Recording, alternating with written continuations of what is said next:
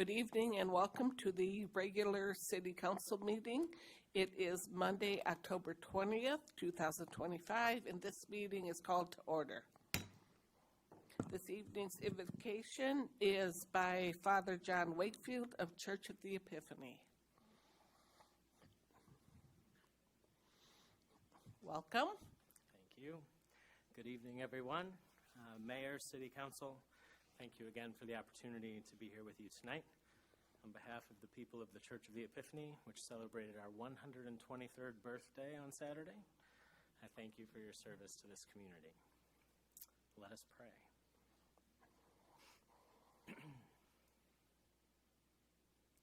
Almighty God, we thank you tonight for the chance to gather together again to consider what might be best for our community, for the city of South Haven.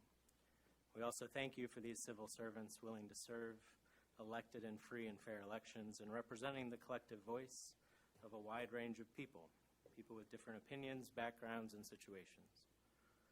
Lord, I ask tonight specifically that you continue to give these leaders the wisdom they need to consider all sides of the issues before them, and then to choose what they believe is in the best interest of all of us. Lord, for many, these are anxious and uneasy times, when too many, if not all of us, are quick to anger and reluctant to listen to each other. Let us all tonight hold one another in a spirit of kindness, of patience, of considering the whole of the person before us as one worthy of love, whose opinions are worthy of consideration, whose background and history make them into the person they are today, not an enemy, but a potential friend, an ally in the struggle for a better world.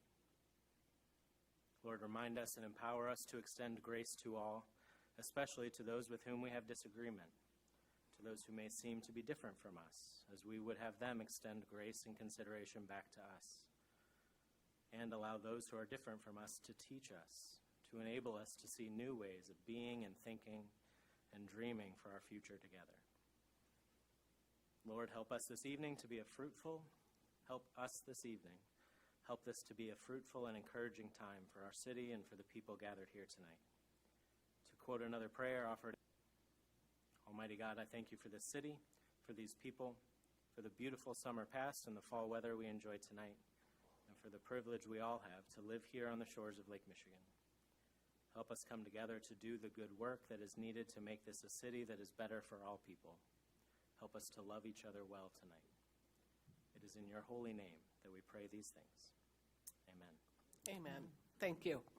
Please stand for the Pledge of Allegiance. I pledge allegiance to the flag of the United States of America and to the republic for which it stands, one nation, under God, indivisible, with liberty and justice for all. Megan, could we have a roll call, please? Jeff Arnold. Here. Mary Hosley. Here. Wendy O'Nuki. Joe Reeser. Here. George Sleeper. Here. Letitia Wilkins. Here. Annie Brown. Here. Thank you. I make a motion to excuse Councilmember Anuki. Support. All in favor say yes. Yes. Opposed? She is excused for personal reasons. Thank you. Is there a motion to approve the agenda? I move to approve the agenda. Second. Any discussion? All in favor say yes. Yes. Opposed? The agenda is approved. We have no community updates. We're moving on to public comment for items on the agenda, excluding items scheduled for public hearing, and you have up to 5 minutes.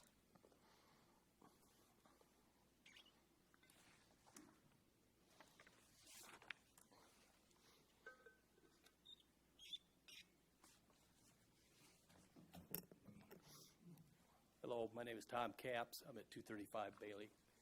One issue that's on the agenda that I'd like to address a little bit. One, it has to do with the conflict of interest that you're going to discuss today.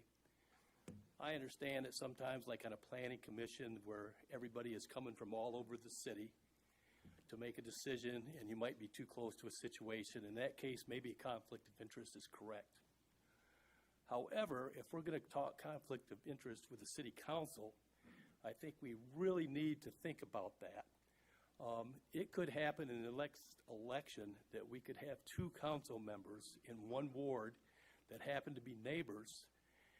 And if it was a conflict of interest, that particular ward where that issue may come up would have no representation at all. And I don't think in the city council where people are voted on to take care of their people in their ward, that they should be excluded for that reason. So we should really consider that if that's the discussion that's going to occur today. Okay. Another issue that, and it may not be on the agenda, is the deal with Bundy Bakery going to be on the agenda at all tonight? That is not on the Okay, agenda I'll tonight. take care of that later. The resolution is, Oh, okay. Okay. I was wrong. Go I ahead. heard something was coming. Okay, sorry. So anyway, I just like a quick note on that. First, I have to be, I've known Jim Sankowski my whole life. His family has been here for 70 years. His mom had an apparel store downtown. They owned a restaurant on the north side, so they've been an integral part of this community. I think we maybe made a mistake, whether it be on the planning commission or with the city, to want to change what was there. And it stirred up a nest that probably didn't have to be stirred. We could have left well enough alone.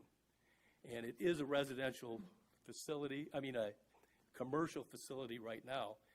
And I have to tell you, through a little research, that of the 5 people that spoke here that didn't want the change, didn't want it to be anything but a bakery, only one of those 5 can vote in the city of South Haven. Now, not that they don't own property, but they were not official residents that can vote in this town. And I think Jim needs more consideration than they do, and we should really make sure that when we have people come up here that don't want something, that we should consider if they really have a voice. And I know Jim does because he lives here. So we should really consider that when we make some decisions here, okay? Thank you. Any other comments for items on the agenda?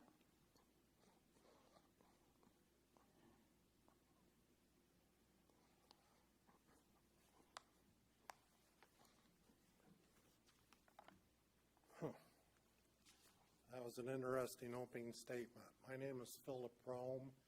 I live at 95 Willow Court, and I live immediately adjacent to 89 North Shore Drive.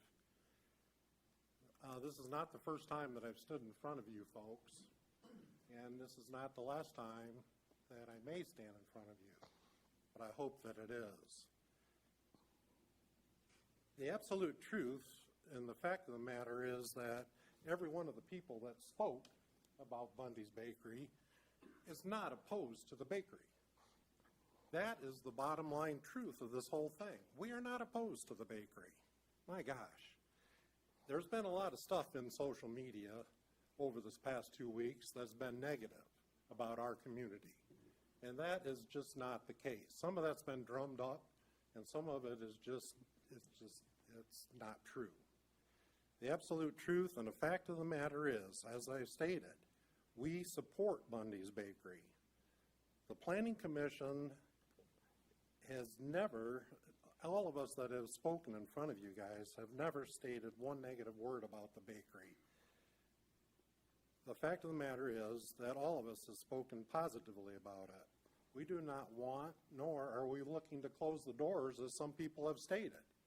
We're not in favor of that. The bakery can operate there until the cows come home. We will continue to support the bakery, and we always will. We always support Jim and Rachel. We want them to stay. The absolute fact of the matter is that the Planning Commission arbitrarily designated 89 North Shore Drive as a commercial property in the 225 land use plan. What this allows is that should the current owner or the next owner of the property decide that they've had it with baking, the list of potential commercial businesses that can go in there, and you guys know this as well as I do, it's very extensive. It's very extensive. Not one of those things is a good fit for a family neighborhood. Do not make that so in our family. This property is basically grandfathered into the neighborhood as a bakery, and it has been for its lifetime. We should keep it as it is, in line up the sidewalk, come and get your baked goods, enjoy it, everyone does, and don't change a good thing. Thank you. Thank you.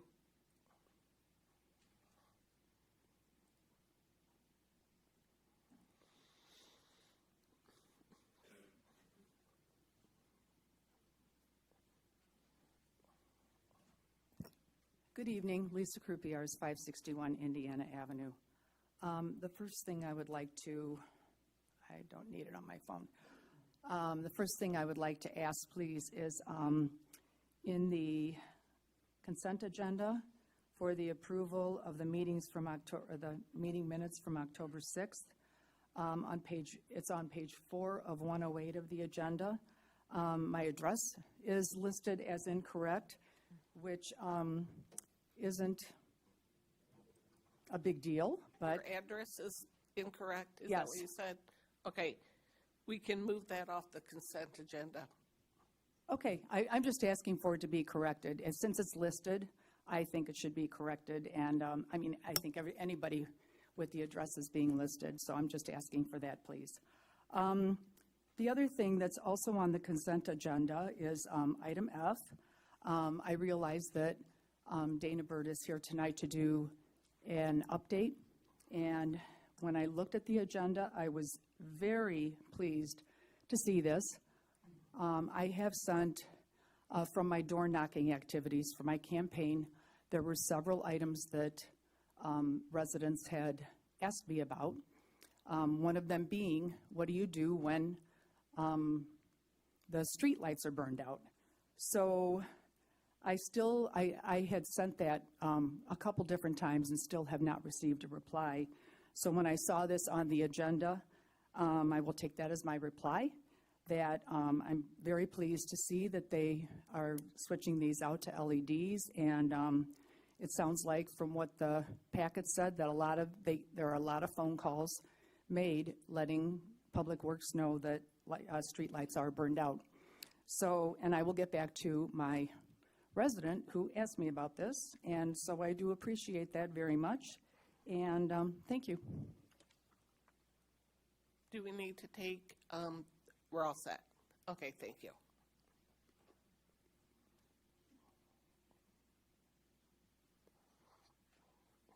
Any other comments?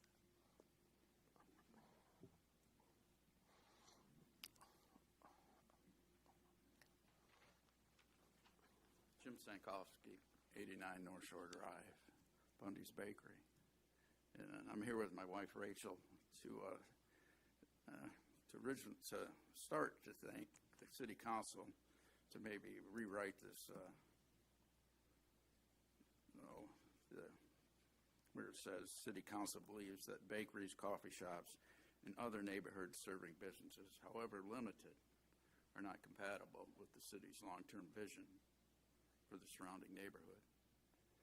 And we'd like to thank you for, reconsidering, maybe eliminating that.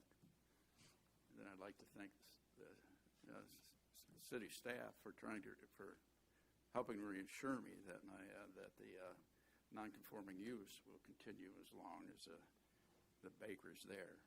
Whether I sell it and the next person sells it and the next person sells it. It's calmed me down a little bit. But then there's still other things that somewhat aggravate me. And my wife is much calmer than I. And, I'm sort of a guy that, cries havoc and then lets slip the dogs of war. And I listened to a lot of the replays of the City Council and the Planning Commission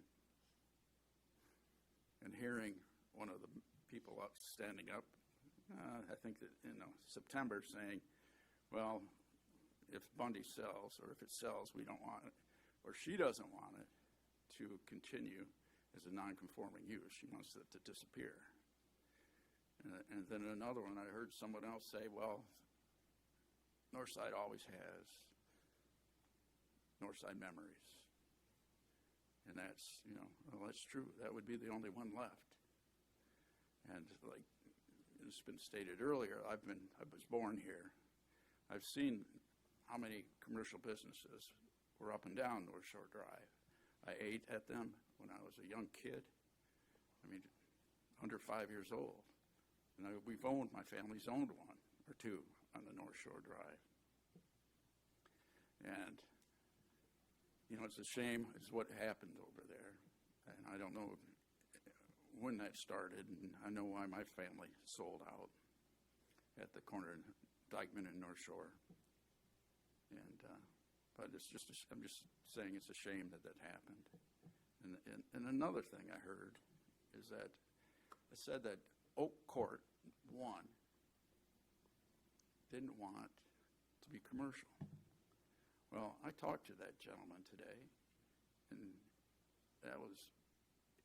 I've talked to him for months now, and those words that were spoke that he didn't want his lot to be commercial was by someone taking the words right out of David's mouth. David's always, as long as we've talked about this, has wanted a commercial, and even up till today. And I said, well, Dave, you just got to forget about it. That's over for you. So I just wanted to let you know, I wanted to thank my friends, my customers, my family, which is numbers in the hundreds in this town. My friends number the thousands. And just thank them for their support in this matter. And thank you for your support with our business over the last 30 years. Thank you. Thank you, Jim. Any other comments?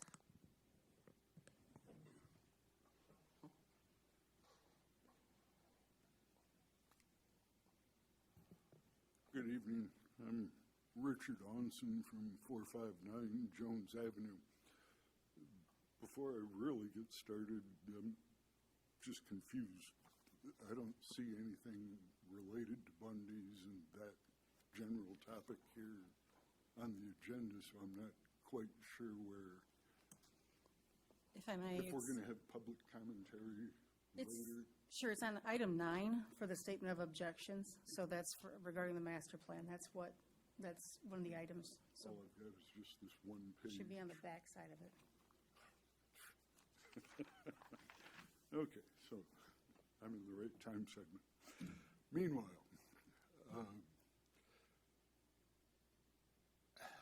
I've always considered it to be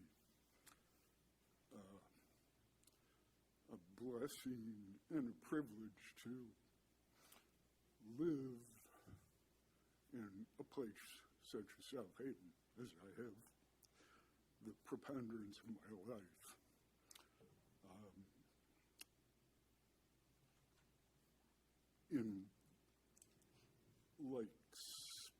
I don't think I'm different from many citizens where we pay very little attention to what you folks do. But from time to time, I do actually watch the replays on YouTube. And as I was watching for something totally unrelated, a couple of weeks ago, this kerfluffle over the master plan got my attention and caused me a great deal of reflection over the changes, as Jim was saying, that we've observed over the course of our lifetime. And on the one hand, we always have to be mindful of our history and where we've come from and respect where we are here and now and what comes forward in the future. Bundy's Bakery and Victoria Resort, they predate most of the births of most everybody in this room. And And as such, I'm in no hurry to see them go. Insofar as 120 baseline, I believe it's being referred to, where the rest home once was, I would simply hope that the city council lends great weight towards establishing residency options that lean towards year-round residents as compared to seasonal residents. I think we have an adequate saturation of seasonal residences. All that aside, my main intent in coming forward today was to thank all of you on the city council for what you do. You're elected officials and you devote a great deal of your time and energies and skills and expertise to help guide our city. And I'd also, more equally broadly, like to thank all the other departments of the city, whether it's City Hall, Public Works. You have 1 minute. Shays. Any interactions I've ever had with the city over the course of my lifetime have been received and understood, may or may not necessarily reach the outcome I strive for, but yet I've been listened to, and the city does its best to establish a safe environment that welcomes everybody. And I, for one, with our seasonal residents, I welcome them and enjoy them, be it summer, fall, winter, whenever. It's part of the privilege of living in a lakefront community. Thank you for your time. Thank you.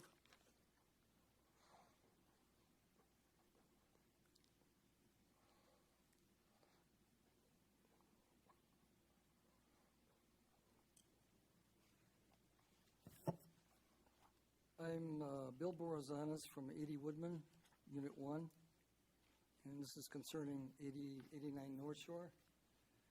I'm not a public speaker, but I do know a little bit about bakeries. I was an owner-operator of a bakery coffee shop, and I know the warm, fuzzy feeling people can get from going to places like that. First of all, I'd like to thank the City Council for rejecting the commercial designation of the master plan for Bundy's. A lot of our family goes there, and my only disappointment is that they don't stay open longer. I have never heard anyone say they want the bakery to shut down. The bakery should stay, but as a non-conforming business as it is now, not as a commercial property. This way, the bakery can stay there as long as it wants, and we can all be happy. That's all I have to say. Thank you. Thank you.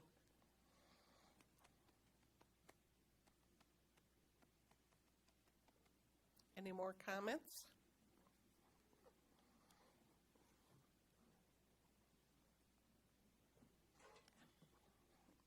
Good evening.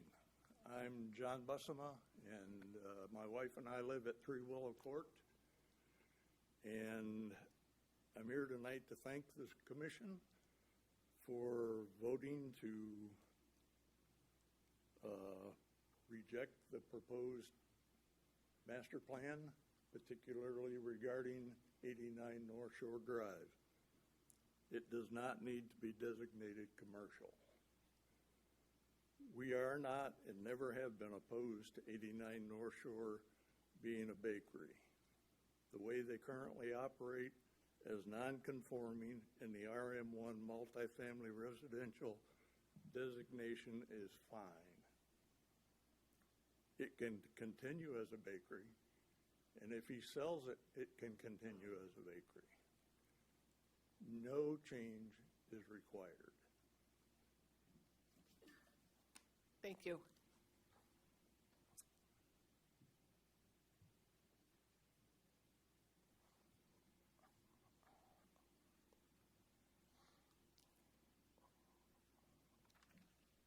Good evening. Kim Rome, 95 Willow Court. I want to thank you, City Council, very much for listening to us and for rejecting the master plan, particularly as it related to 89 North Shore Drive. Our concern continues to be with 89 North Shore Drive. It can continue to be a legally non-conforming business within a residential neighborhood as defined by our attorney, Matt Van Dyke. He says, once a non-conforming use is established, a subsequently enacted zoning restriction will not divest the property owner of the vested right. Thus, a prior non-conforming use is an exception to zoning's general principle that certain uses should be confined to certain localities.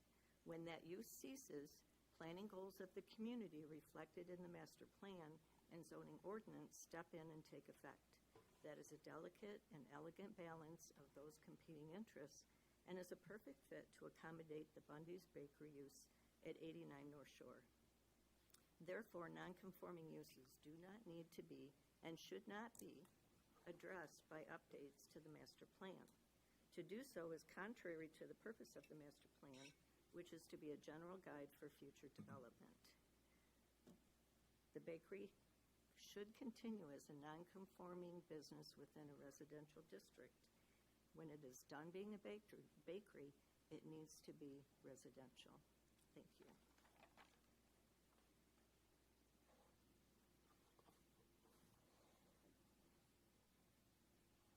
Any more comments? If not, we're moving on to the consent.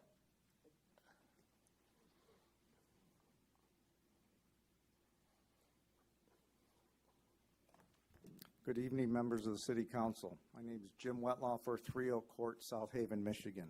I stand before you tonight to thank you for rejecting the current 2025 master plan as written, specifically the designated property of 89 North Shore Drive as commercial. At the last City Council meeting, the owner of 89 North Shore Drive stood before you and claimed he would never sell the property. He wants the property to go to his relatives and stay within his family, which is fantastic.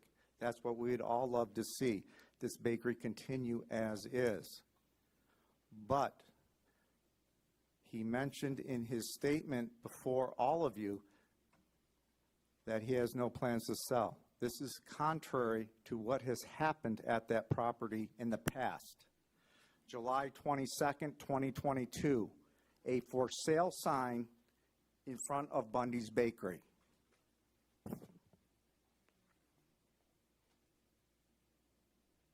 This is your time to talk to us, not grandstand with the crowd, sir. Oh, Thank you. I'm sorry. And his second point he made, he said he did not know how this all got started. I have an official letter from the city of South Haven dated July 21 of 2021, official letter. The owners of 89 North Shore Drive request this action and intend to redevelop our whole entire neighborhood. Everybody in this neighborhood got a letter from the city of South Haven because the owners requested a zoning change to make our whole neighborhood a commercial designated area. We don't want that in our neighborhood. We want Bundy's to survive and be a bakery. The city council at that time rejected this plan. You rejected this plan a couple weeks ago. Please let this stand. We do not want the bakery to go away. We want it to continue to operate as is. It's an integral part of our neighborhood. It fits in the character of our neighborhood. The last thing we need it to do is to become another STR hotel in our neighborhood. It operates perfectly with our residents. I went back and I looked at the 2011 master plan map and the 2018 master plan map. Our neighborhood is designated RM1, residential. That's the way it should stay. There is no need to give him a commercial designation for this property. It can operate as a non-conforming business forever, and the next person can continue the bakery legacy if they choose so. But you cannot hand over a new owner a commercial designation, which opens the floodgates to anything that can happen in our neighborhood. It can turn into any business. You know darn well, once it goes to zoning, all those people have to do is make the changes and approve the changes, and Bundy's will be gone forever, and our neighborhood will be changed forever. As many people have come up to this podium and spoke time and time again, City Council has spoken 2 times, once in 2021 and then again this year, rejecting this type of commercial designation for 89 North Shore Drive and our entire neighborhood. Thank you. If there are any more comments.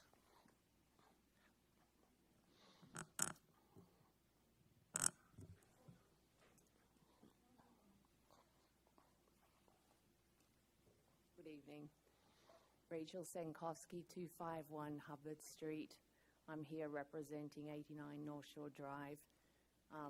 You know, I feel like I need to apologize to you for that escalation. That those 2 pictures that were shown to you were a snapshot in time that have a big backstory to them. And I'm not going to go into that tonight because that is some personal information that's involved in that. I'm certainly willing to speak to you directly and personally about some of those snapshots in time. One of those pictures regarding the letter that was sent was a big issue. It was regarding the commercial rehab district. And that commercial rehab district goes to the center line of North Shore Drive. So if I moved our building 12 foot to that center line, we would be in the commercial rehab district.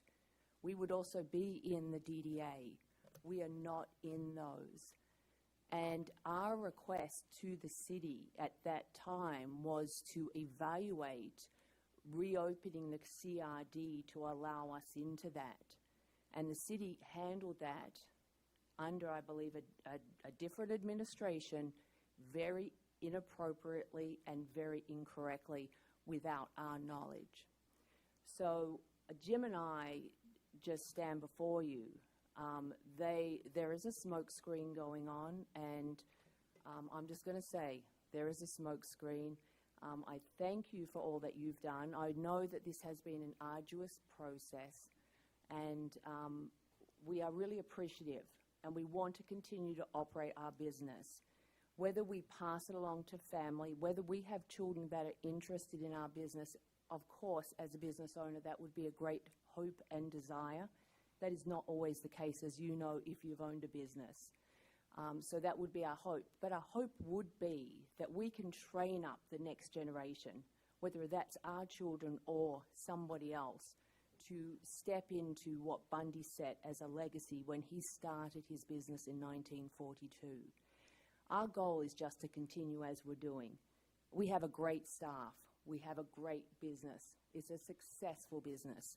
We train up the future generations of the workforce, and that's always been missional for us. So I thank you for all that you're doing. I know you're in a tough spot. Commercial or no commercial, it's not a big deal to us. We're certainly not going to have a heart attack over it. What's important to us is what has come to the forefront of social media, in that we have a massive fan base, and we know that, and we're confident in what we do. So we just thank you for what you do. Thank you.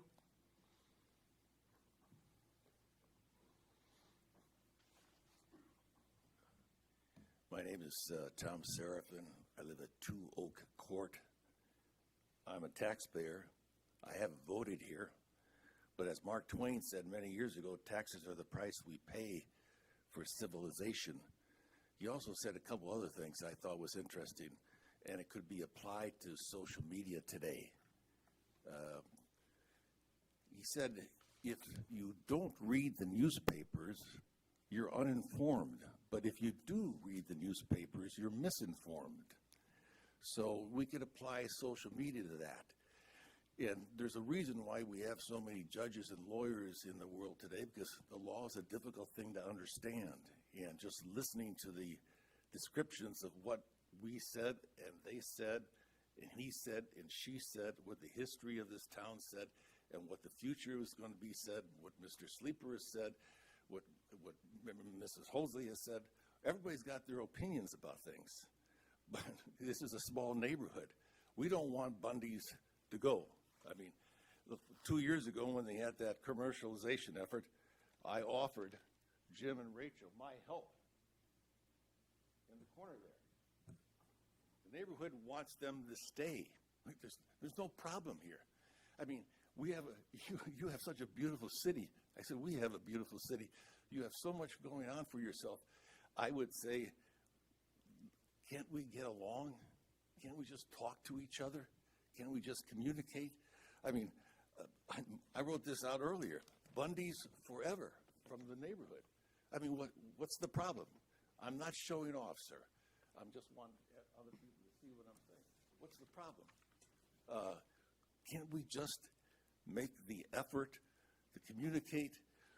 We've been through this before. We understand what commercialization means.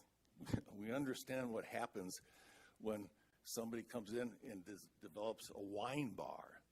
It's open all the way at night. Across the street from us, the gentleman is really smart. He's got a pool for 32 people. And that was a single-family home we approved, or the city approved 12 years ago.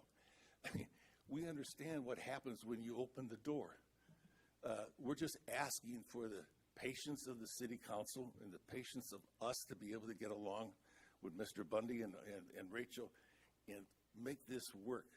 The business is good for the city. It's terrific for the neighborhood. It's terrific for the family. They should be able to continue to live. My dad always said, if it wasn't broke, why fix it? Somewhere in the process here, as we have said over time, that nobody understands how we got here. Nobody understands how planning got here. Nobody understands how the city council got here. Nobody understands how Jim got here. Nobody understands how we got here. Nobody understands anything. But if you take a look at the history, would suggest people are motivated to do other things with that particular neighborhood. We all have been, all four of us have been approached by developers. We understand it's a nice neighborhood close to the water. That's why we live there. Over 200 years of existence with the families here. These are people that pay taxes. I don't know if they all pay taxes and vote, but voting is not the way you look at each other. It's not the way we should be looking at each other. We should be thinking, how can we build this community to be a better community, to grow better people, to bring in better schools, to bring our kids back and give it affordable housing? How can you do that when we're arguing about legal language that somebody here wrote, somebody here interpreted? You have 1 minute. Thank you. I have another minute? Pardon me? Do I have another minute? 1 minute left. Well, that's a lot of time.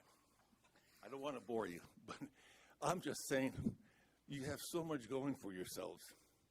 We all want to work, and the best thing you have going, you have an entire neighborhood, and you have a commerce situation that's working, and they all want to work together and live together. Live together. How can we live together? You're the leaders. You decide how we are going to live together. We know how to do that ourselves. It's been working for a long time pretty well. Pretty well. Somebody decided the rules were going to change. And now all of a sudden everybody's at each other's throat. For what reason? Somebody wrote a document? They're charged to write a document to change things, to make Your life time miserable? is up. Thank you. Thank you so much, Mayor. I appreciate it. Thank you, everybody else. If there are no other comments. No, you get one chance. Okay, if there are no other comments, we are moving on to the consent agenda. Is there a motion to approve items A through H? I move to approve items A through H of consent agenda. Second? Did you say second? I did. Any discussion? Could we have a roll call, please? Arnold. Yes. Hasley. Yes. Reeser. Yes. Sleeper. Yes. Wilkins. Yes. And Brown. Yes. Motion carries. Thank you. Moving on to old business, number 9. The city council will be asked to consider approval of resolution 2025-35, a resolution amending the statement of objections regarding the 2025 updates to the master plan as recommended by the Planning Commission. Kate. Thank you, Mayor. This was brought to our attention by Member Hasley and then seconded by by Member Sleeper. And what this is as we know, we've spent some time on this. First, at the September 15th meeting, we had quite a bit of discussion by the City Council on the master plan, and had the discussion that should there be changes, we have to submit a very detailed list of statement of objections to the city's Planning Commission for their review when considering any changes to the master plan. We synthesized the discussion that we had on the 15th in a resolution format that was brought back to this body on October 6th. We had, again, another session of robust discussion where we even amended the resolution here on the screen with this body. And it's been brought to our attention that there needs to be some further language that needs to be stricken out. We have it here stricken out of the resolution 34. Furthermore, the City Council believes that bakeries, coffee shops, and other neighborhood-serving businesses, however limited, are not compatible with the city's long-term vision from surrounding neighborhood. It is my understanding is that that sentence is desired to be stricken from the statement of objections. If that is correct, we would be promoting a new resolution, 2025-35, that would repeal and replace resolution 2025-34, that would have that language stricken out. That is our understanding, and we're looking for the council for discussion and/or direction. Thank you. I make a motion to approve resolution 2025-35. Support.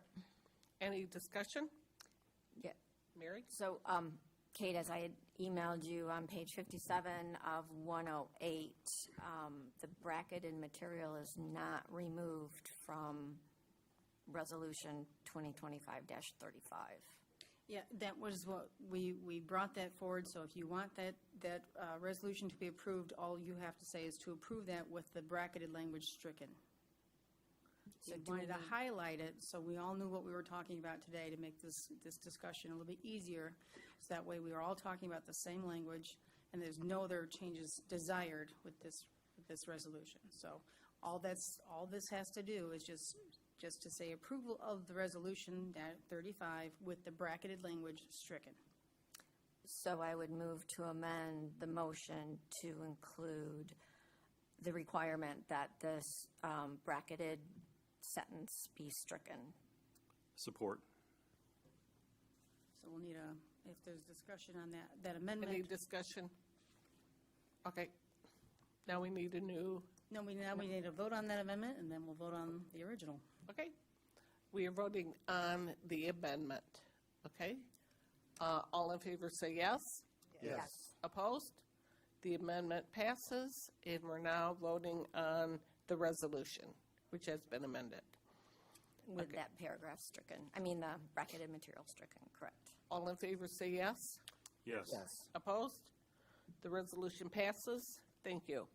Moving on to new business. Number 10, the City Council will be asked to approve special event application 2025-45, the Headless Horseman Ride and Pet Parade, to occur on Saturday, October 25th, 2025, from 3 p.m. to 7 in the downtown and in Dyckman Park, Huron Street Pavilion. Is there a motion to approve that? I move to approve special event 2025-45 as read by the mayor. Any discussion? All in favor say yes. Yes. Opposed? The motion passes. Number 11, the City Council will be asked to consider approval of engineering services for the conceptual design of Bailey Avenue from Wilson Street to East Wells Street with OHM in the amount of $40,000. Kate. Thank you. We have been, Public Works Director Dana Bird is up here to discuss. We've known for some time that that area of Bailey, from Wilson Street to East Wells, is in dire need of reconstruction. Previous Public Works Director looked at that, and we were estimating that to be about $1 million. We do want to take another look at that with some engineering services, so we'll be utilizing OHM to do a review of that and consider a conceptual design of what that may look like. Dana, anything else to add? Just that in my time here in South Haven, we've known this has been an issue. We've started looking into it a little bit on internal staff perspective, and having the former city engineer back has led to a lot of other discussions and review of the history of this. And we are just asking council that we engage with an engineering consultant to kind of help us vet through some of that and look at some of the complex aspects of the site, because there is a lot of slope along that road. There's a lot of guardrail, and it's next to the cemetery. And so to really kind of go over that history and come up with a good set of concepts in both the short term and the long term will really help us in our future planning. As we've been discussing a lot, preparing for the road millage, and this is something we really know is a need, and we want to get a good grasp of options and costs for. Any questions for Dana? Mary? Yeah, that area, is in an area where I would expect turtles and other types of wildlife that could be impeded by curbs, and I see the scope of work includes curb and gutter work and potential widening. Is there an opportunity to have that look, what shape will the curbs be? Will they automatically be wildlife friendly, or? Well, it's up a slope quite a ways, so that's something we could discuss with OHM to see what kind of concern they might have with that. There could be some lowland impact along the lower edge of the slope there, and we would have to kind of see, what that would cause, because we are looking at options for walls. We're looking at options for slope, increasing the slopes there. So, curb is really needed along sloped roads to help control the drainage. And so that's something we would have to look at as part of this. But if that could be taken in, I know along Baseline, which is much simpler, they put in the standard curbs, and during certain times of the year, it's not uncommon for a turtle to be stuck on those curbs. So if we're redoing this, that would be the time to look at the alternatives. Any other questions for Dana? Okay. Is there a motion to approve the engineering services? I make a motion to approve the engineering services with OHM and authorize the staff to execute the necessary documents. I'll second it. Any discussion? Okay. All in favor say yes. Yes. Opposed? The motion passes. Next, the City Council will be asked to consider approval of engineering services for the updating of the street pacer ratings and updating of the street asset management plan with OHM in the amount of $57,500. Dana? Yeah, so we're requesting again to work with an engineering consultant who can help us evaluate kind of our comprehensive road needs as well. We've had an active capital improvement plan for the city. It's been a good plan. It served us well, but with the upcoming millage discussion happening in 2027, we know that we want to go back to our last comprehensive plan and see how we did. So that last plan was in 2017. Where we forecasted kind of the needs of the road system going into the future. And so it's a good time to compare kind of what we thought we would accomplish to what we've actually accomplished, and then forecast out into the future with that future plan. Thank you. Any questions for Dana? I do. Jeff? Dana, sorry to put you on the hot seat right now. Could you just kind of talk through the pacer rating for the members of the public? Like, roads in Ward 2 are always a hot button issue, and my neighbors on Green Street are, when are we going to get our roads fixed? And I say, well, sometimes the pacer ratings come out and other roads get worse faster. And so could you just kind of talk us through that and how that works? Yeah. I know that's a big topic, so just you could. Yeah, so we evaluate the road network based on kind of the underlying cross-section of the road, and then we look at the surface condition of the road. So we have a lot of data that we've loaded into a database called RoadSoft that has like the cross-sections, whether it's concrete, whether it's been concrete replaced with asphalt. So there's a whole variety of different roads types that we have in the city. And then we evaluate the surface every few years with this PASER rating system. And it's a common metric where you evaluate and give the road a numerical score. And certain numbers show that they're bad, and certain numbers are like newer pavement condition. And so there's different applications that you put on each road depending on whether it's good condition and you can just crack seal or seal the surface, or whether it gets to the point where you have to reconstruct that road. And so we're always looking at year to year how those conditions are changing. We have a lot of data. You can look visually and see that, yeah, the road is in poor condition. And when it gets to that point, it really needs to be reconstructed. So this process that we're looking at now with an asset management plan will update those surface conditions, but it'll also look back on all the cross-sectional data we have in that software. And the last time we really updated that was in 2017. And then we can look at, okay, if we want to spend X amount of money per year going forward, can we bring our roads collectively from this score up to this score?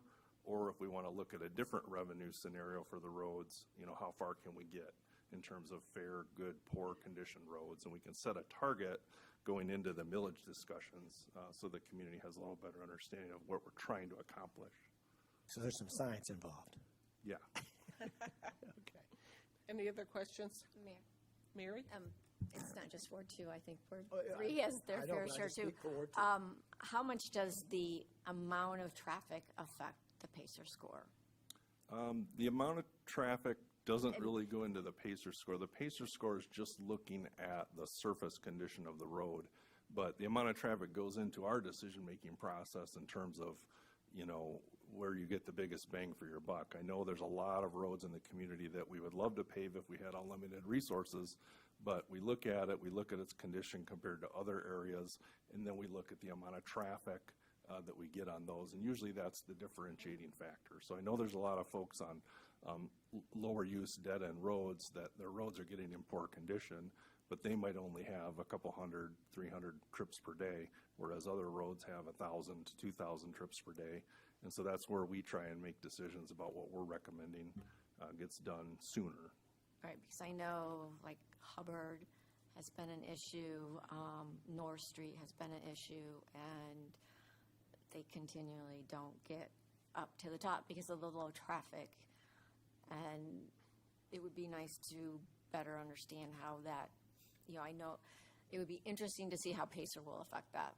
Yeah, and that's one of the discussions I think we want to have with the council and the community when we look at this millage, is when we look at all the different sources of revenue. And, jumping ahead from my update a little bit, the state of Michigan just passed their road funding budget, which is still kind of subject to some legal challenges, and we don't know exactly how much we're going to get when, but we have some estimates there. So that could be an overall like 10% increase in revenue.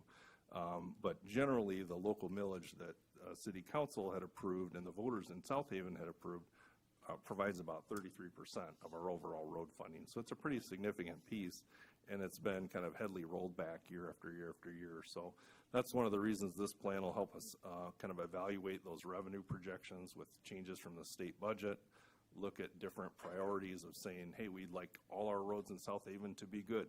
Okay, well, to do that in the next 10 to 15 years, what kind of investment does it take to do that? We may see that number and reset our expectation a little bit to say, what if we get a certain percentage of those roads to good, and go about it that way. Thanks. Any other questions? Is there a motion to approve the engineering services for the updating of the street PACER ratings? I make a motion to authorize staff to execute the necessary documents for the engineering services with OHM for the PACER condition assessment and street asset management plan update. Second. Any more discussion? All in favor say yes. Yes. Opposed? The motion passes. Next, the City Council will be asked to award the underground cable and equipment contract for the Huron Street Electric Underground Conversion Project to CC Power in the amount of $252,802 and approve the purchase of electric materials from Power Line Supply and Irby in the amount of $127,809.09, authorizing staff to execute the necessary documents. Dana. Yeah, so this is the final piece of all the work that's going on Huron Street between the grant that we got from the Small Urban Project to help support the road reconstruction, to council's approval of the road reconstruction. The DDA has contributed funds for sidewalk and street lighting. So, and prior meeting, I think a month ago, council approved the conduit installation contract. And so this final contract and equipment purchase is once all the conduit is in the ground, another contractor comes in and takes all the overhead lines and puts it into that conduit. So there's two pieces to those electric projects typically. One is the underground work to put the conduit in, and the next is to move all the cables, wires, and equipment into those conduits. So that's what's before council tonight, are the materials and the contract award for that part of it. We think some of that work might lag into spring. The road is on schedule to be paved yet by November 15th. And so we do have the conduit in. It was great timing to get that approved and have that work out there being done. And then the road will get paved. There still may be some overhead poles this fall. They'll come back in the spring and finish doing a lot of that work. So. Thanks. Any questions for Dana? Okay. I move to award the underground cable and equipment contract for the Huron Street Electrical Underground Conversion Project to CC Power in the amount of $252,802 and approve the purchase of electric materials from Power Line Supply and Irby in the amount of $127,809.09 and authorizing staff to execute the necessary documents. Second? Any discussion? All in favor say yes. Yes. Opposed? The motion passes. Next, the city council will be asked to consider holding a discussion regarding conflict of interest as requested by council members Hosley and Wilkins. Kate. Thank you, Mayor. Councilmember Hosley and Councilmember Wilkins asked for this to be put on the agenda for a discussion item, so I'll defer to those two members to kind of flesh out what they'd like to talk about. Sure. So at the Planning Commission meeting, there was a change to the bylaws with regard to conflict of interest, and this really all started from the zoning rewrite where a conflict of interest was removed as a definition. And the Michigan Planning Enabling Act actually allows the legislative body by ordinance to define conflict of interest. What I was going to suggest is that we set a time to discuss what the council would like. It would seem more consistent if we made a recommendation to reinsert the definition of conflict of interest, so the Planning Commission, the Zoning Board of Appeals, and the City Council are all on the same level. And this really came to light during the discussion of at the Planning Commission, because when the different versions were being discussed, I raised the fact that another Planning Commission, when Overton came up for vote, would have to be recused depending on which version was selected. And what the current ordinance would allow, or I should say what the current definition allowed, was allowed a member to still be involved with the process and vote on the process if the person did not feel, or I should say, if they felt they could objectively evaluate the request and vote in an unbiased manner. The Planning Commission was of the opinion that it was cleaner to remove that and have it more objective versus subjective. But the Michigan Planning Enabling Act allows the legislative body to define conflict of interest in the zoning ordinance, and then that would take precedent over the bylaws of the Planning Commission, ZBA, and whatever we might do. So I would like to hear whether the City Council would like to discuss this further, and with an action item being, amend the zoning ordinance to include a definition of conflict of interest, set another opportunity to discuss this when we've had more time to review it. But I wanted to get this up in front of us sooner than later. The Planning Commission had just amended the bylaws. We have several active things coming forward. One of them is Overton. And because the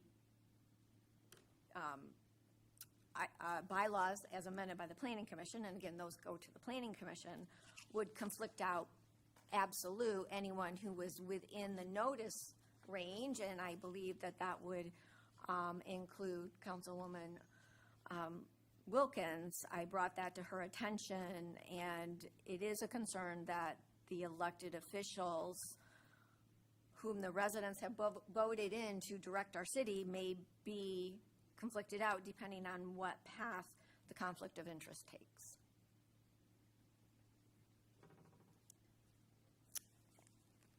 So, and if we're going to allow it to be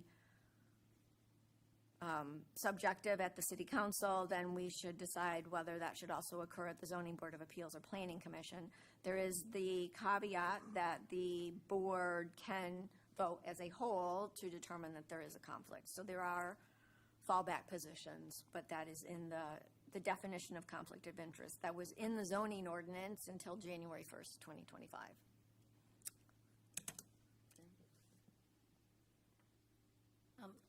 Mayor, I know that Attorney Eberly has looked into this a little bit, but I guess I'm a little confused because this was a bylaw that was passed by the Planning Commission that affects only the Planning Commission. This has no impact on this board. This city council's conflict of interest is really governed by our charter, which is very clear that unless you have a pecuniary interest, you're not conflicted out. Now, there's the appearance of a conflict, and then there's an actual conflict. I'd actually defer to Attorney Eberly on any of this, but I think there's a difference here that whatever happens at the Planning Commission affects that board. It does not have any impact on how City Council, who are elected officials, elected representatives, that conflict status or that conflict of interest definition in their bylaws does not apply to the City Council. Thank you. If I could Attorney clarify, Eberly? well, if I could clarify so that his discussion is efficient. Yes, I said that the conflict of interest was at the Planning Commission, and the reason they were able to have their own definition of conflict of interest is because by the legislative body removed the conflict of interest from the zoning ordinance in the recodification. The discussion that I am proposing is, do we want each body, the Planning Commission, the Zoning Board of Appeals, and the City Council to have different definitions of conflict of interest, or as it was in existence for many, many years until January 1st, 2025, we all operated under the same definition of conflict of interest? I'm moving to Attorney Eberly now. Thank you, Mayor. Both the Planning Commission and the ZBA, and really any other parliamentary body, has the authority to adopt their own bylaws. As part of the adoption of those bylaws, they can include provisions regarding a conflict of interest. I think Councilmember Hosley has somewhat misstated what the Michigan Planning Enabling Act says regarding conflict of interest provisions. It says, and I can read it for you, unless the legislative body by ordinance defines conflict of interest for the purpose of this subsection, the Planning Commission shall do so in its bylaws. So what it's saying is either the ordinance must provide for a conflict of interest, and if it doesn't, the bylaws must provide for a conflict of interest. It's not saying if there's an ordinance talking about a conflict of interest, the Planning Commission is precluded from further defining what they believe to be a conflict of interest.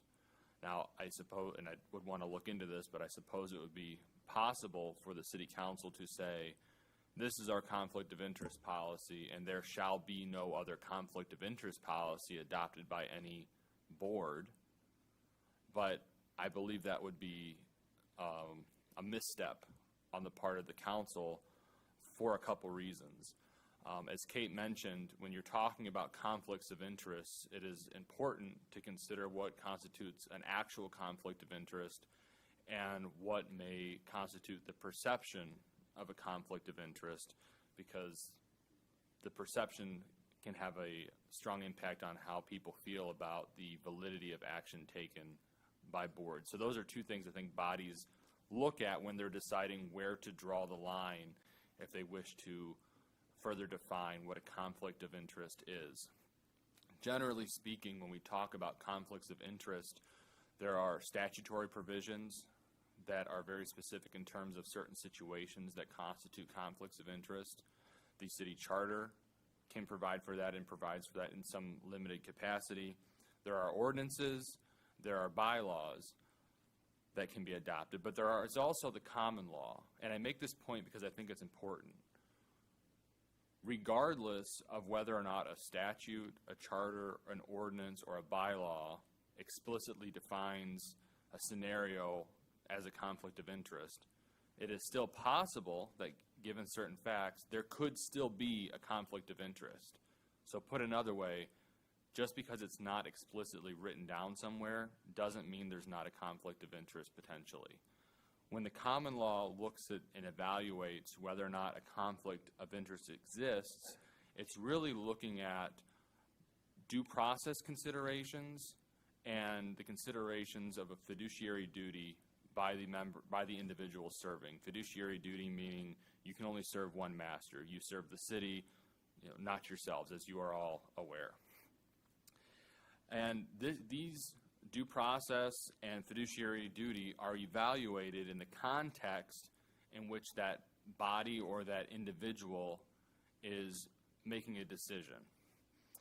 And there's kind of a sliding scale. For example, when a body or an individual is making a legislative determination, generally, absent fraud or corruption, the position is there's no conflict of interest. And this makes sense, right? Because when politicians run for something, they say, I'm going to do this legislatively, and then they get into the office and they do that, right? They're not impartial, and it's legislation.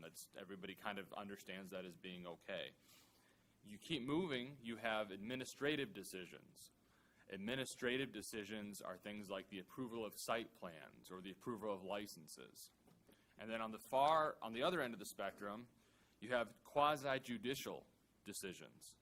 And quasi-judicial decisions are those decisions, I think most commonly people would recognize them as the Zoning Board of Appeals hearing an appeal of a decision by the zoning administrator.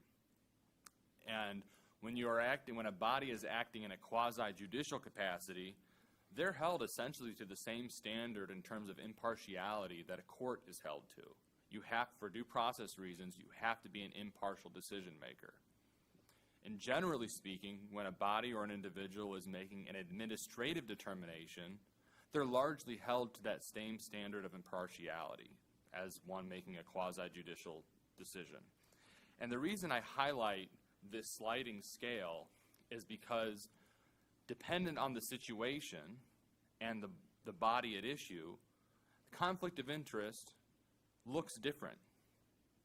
And allowing those boards to take into account the uniqueness of the job that they are performing allows them to tailor their conflict of interest policy to best address the situation or the issues that board addresses. Now, I think it'd make a lot of sense if council, and again, this is all council's decision here, but if council wanted to set a floor and say, hey, we're going to reach down and we're going to say these things constitute a conflict of interest. I think that's one thing. But I think it's a different thing to set a ceiling, which would be these things define conflict of interest and no other body should define a conflict of interest. Because that puts these planning commissioners and zoning board of appeal members in a situation where, depending on how you've defined it, you may have not fleshed it out significantly enough to provide them a lot of assistance when dealing with administrative and quasi-judicial situations, or, depending on how you defined it, you may have defined it too broadly for the purposes of city council participating in legislative determinations. So I think I would urge extreme caution if there's an intent to establish a conflict of interest policy to the exclusion of any other conflict of interest policy by a body. Again, it'd be one thing if you want to set a floor, but it also raises the question of, and it's always council's decision, but if these bodies are in the best position to evaluate the situations that they deal with and to provide clarity in the manner they feel most appropriate, should council let them do that? After all, they are individuals appointed by council. So I leave that out there as food for thought, but I guess in summary, I would urge caution to adopting an exclusive conflict of interest policy. Yes, sir. Based on everything you said, and I'm not a lawyer, but I'm trying to follow this as close as I can. In layman's terms, here's what I got. There's an issue of perception versus actual. Then there's this whole sliding scale from one end to the other. And bottom line to me is one solution doesn't fit all. And if that's the case, I appreciate Mary so often trying to come up with one answer for one situation. But in this particular case, this is a gray area, and I like the fact that each of these different boards can handle this individually as they see fit. Ultimately, City Council can do with it what they want, and we do respond. We are elected by the public. They are not. So, in my humble opinion, I don't see a reason to change it. I see a reason, but it's not good enough to kind of hamstring other units of our city to have to follow one solution fits all. So, I hope that makes sense. You explained it a lot clearer than I did, so thank you. Thanks. George? So I got one question and then I got one comment. So if I understand it right, the proposed maybe solution is to reinstitute a conflict of interest section in the zoning ordinance, potentially. That's where it had always been for years until January 1st, 2025. But City Council has a conflict of interest already that we abide to in the city charter. So would we, even on City Council, have to follow a conflict of interest section in the zoning ordinance if we already have something in a city charter? It largely will depend on the language. And if this is the direction council decided to go, I would have to think on whether or not I would recommend putting it in your zoning ordinance or having what everybody calls like a regulatory ordinance that is simply a conflict of interest provision for all boards, including the council. So I'm not sure if I would recommend putting it in the zoning ordinance or not in the zoning ordinance. But in any case, it would depend on how you define, how you word it, whether or not you intend to be bound yourselves. So the other comment I'll make is I feel that what the Planning Commission did was appropriate in putting their conflict of interest in their bylaws. I have a concern because the pattern I seem to see is when the Planning Commission does something that Member Hosley doesn't agree with, she comes to this body looking for redress, and I don't think that's necessarily appropriate because we just basically get just one side of the story, Member Hosley's side. We don't get what the Planning Commission went through to come up with their solution, which obviously was approved by the majority of the planning commissioners. So I'm okay not going forward with this. Okay, Comment? go ahead. So some of the comments were not quite accurate. So from Mr. Eberly, for the Michigan Planning Enabling Act, what that allows us to do is set it by statute, and the Planning Commission had already had bylaws. They already had a conflict of interest. They had amended the conflict of interest shortly after the zoning ordinance had been amended. In fact, they amended it, and then they amended it earlier this year in February, and then they amended it again just recently. And the only change, or I should say what they did was incorporate the definition of the conflict of interest into the bylaws. And actually, at the Planning Commission, it was a 5-3 vote, and subsequently, a planning commissioner actually had questioned whether he understood the question properly when voting. So it is, and I am not trying to change anything. As I brought this up, is does the city council want to address this? In fact, Tom Capps mentioned the exact reason I brought this forward to Councilwoman Wilkins, is because depending on how we may define conflict of interest, it could conflict out city council members. And I was simply being proactive.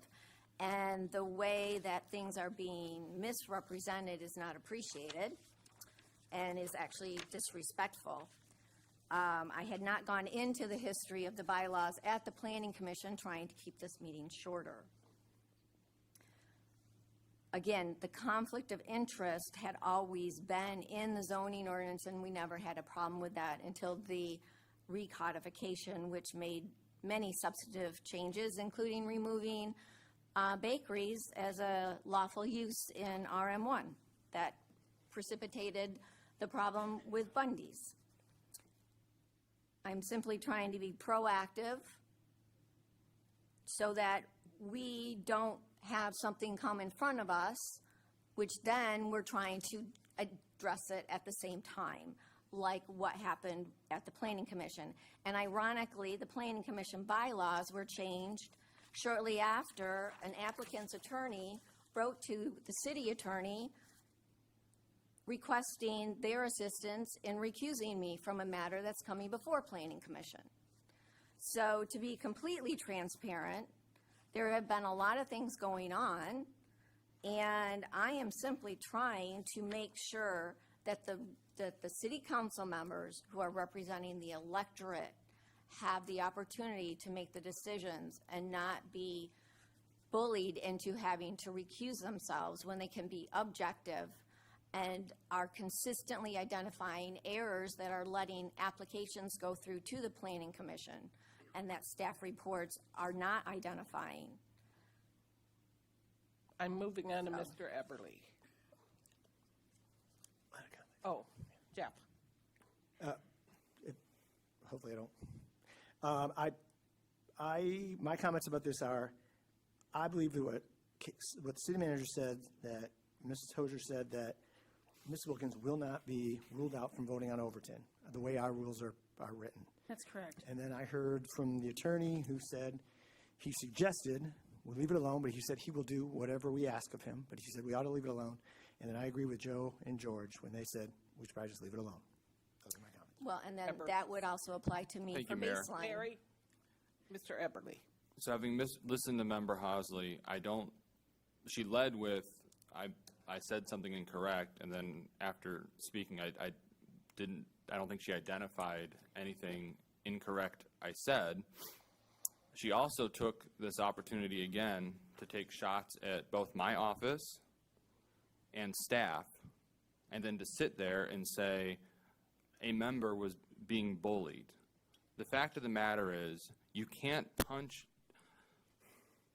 It is very hard for Kate and I and all of city staff to maintain a level of professionalism that I believe we do consistently display out of respect for this council and the position members of this council occupy. It is very hard for us to do that and to accomplish the role or the objectives of this council when in fact it is a certain member of this body that is the one bullying staff. When you constantly punch down, it's just very disheartening.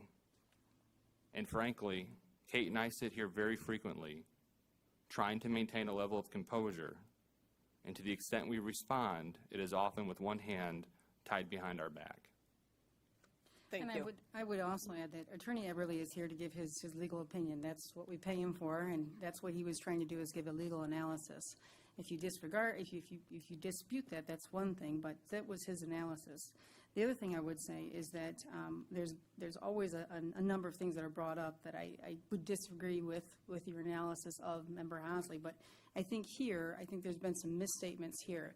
The idea that Councilmember Wilkins could not vote on the Overton, that's not allowed. I mean, she is not conflicted out. She doesn't have a pecuniary interest in the Overton, and by suggesting that she would be conflicted out because of the Planning Commission bylaws, I think misstates and conflates the whole idea of a conflict of interest. So I think here, for the good of the order, just to make sure that we're doing what this council is looking for, there is nothing that conflicts these members from voting on anything unless they have a stake, a financial stake in something, or they and their spouses do. We have a charter that shows exactly what our conflict of interest is that applies to this body.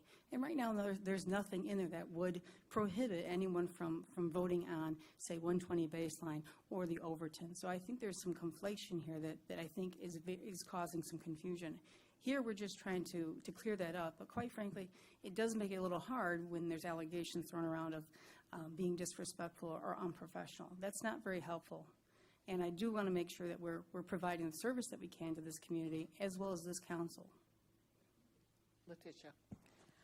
First, I want to say thank you, Councilwoman Housley. I know that you mean well by bringing out information, and I appreciate that, because I wanted to make sure that what you just brought out wasn't true. And so, with all due respect, I agree with Councilman Reeser, and I'm sitting next to him. I forgot his name. Mr. Sleeper. Jeez, and he's older than me. I forgot already. What's your name again? Better I'm just learn playing. that he's I'm not just here for playing. long. No, so Councilman Sleeper. But on a serious note, again, I appreciate everything, because honestly, when Attorney Eberly was talking, I was just totally lost. But I appreciate you, Councilwoman Housley, because you bring out some things and you help us discuss things that we may not understand. And so I have a very clear understanding, and thank you, City Manager, for bringing that out, and Attorney Eberly. Thank you. Thank you. I do not hear a majority supporting this, so we are going to move on. We are moving on to number 15. The City Council will be asked to receive an update from Public Works Director Dana Bird. Okay, thank you, Mayor. As we talked a little bit tonight about road funding, I did want to highlight, the state budget news is projecting around a 33 to 54% increase over the next several years of the allocation we get from the state of Michigan. That equates to around 260, upwards of 420,000 a year over the next 5 years. So that's really welcome news, but I want to remind folks that does only equate to about 10% of our overall revenue that we spend maintaining, operating, keeping clean, and improving the roads. So we're looking forward to getting more details on that as that comes out of the state budget.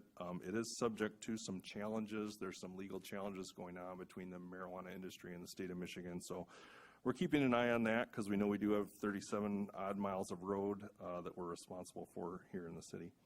But folks may have heard that in the news, that there is more money coming toward roads, and we're looking forward to that. Kind of along that note, we've been planning, appreciate council's support in engaging with consultants on our efforts to evaluate and prepare for the street millage. That is set to expire in 2027, and so we could be looking at bringing that up for approval as early as late 2026, possibly spring of 27. We're working on the timing of that, because that is a key portion of our funding for the overall road system. We do supplement that with funds we get from the county road millages. There's a local share for that, as well as grants. And so In terms of grant funding, staff has really historically done an excellent job at trying to secure funds for various road projects. We have one that we're wrapping up right now in Elkenberg that received grant funding from the state, as well as Huron Street. Often those roads that get selected for grant funding have specific criteria in terms of the eligibility for federal funds. They have to be certain style of construction as well as certain traffic volumes. And so sometimes we're limited in the roads that we select for those. But we do have quite a few irons in the fire on that, and we're waiting to hear back on some of those. We did just last week secure funding for another portion of Aylworth Avenue to reconstruct that in 2029. So the Small Urban Committee, which allocates those funds in the South Haven area, met here in South Haven, and we hosted that meeting, and we were able to secure $420,000 in 2029 for that future road project. So there's a lot of good things happening. We're putting things in line to keep working on our roads and keep things in good condition. Other than roads, we've been doing some work on the Dykeman Bridge.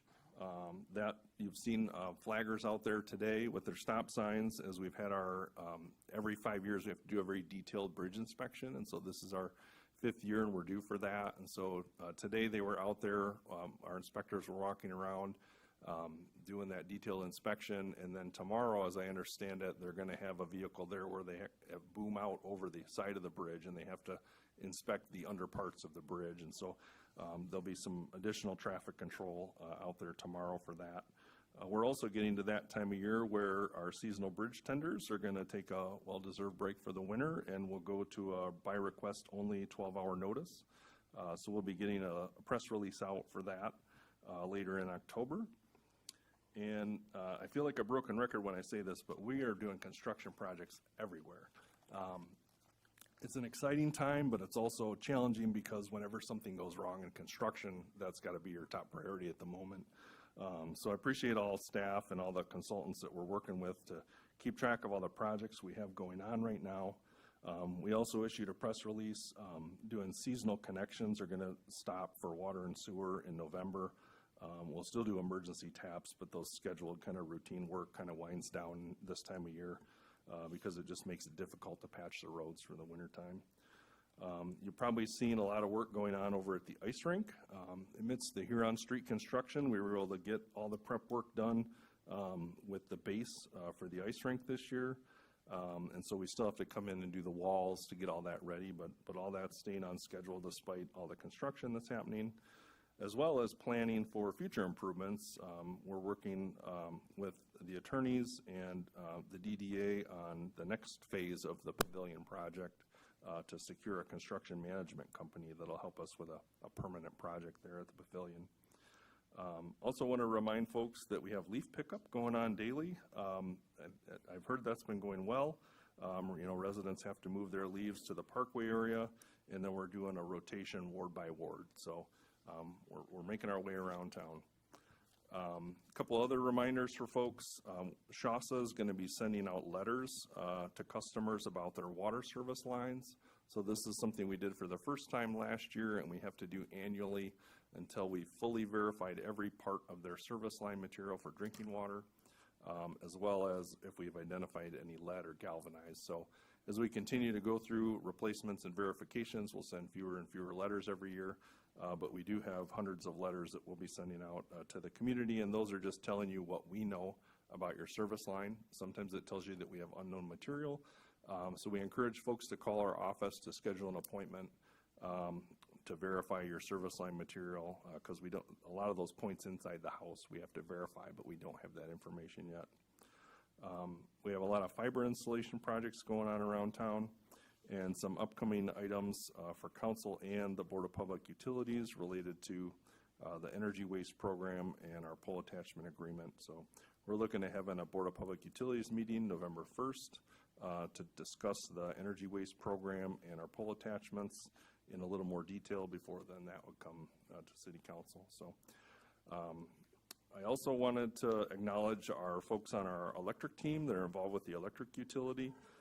Last week, the state of Michigan announced that it was Public Power Week in Michigan, and so that recognizes South Haven along with 40 other public power utilities in the state. The majority of the people in the state of Michigan pay their electric bill to an investor-owned utility, or some kind of co-op that is larger and has a large number of customers, but we're a group of, along with 40 other communities that own our own electric utility.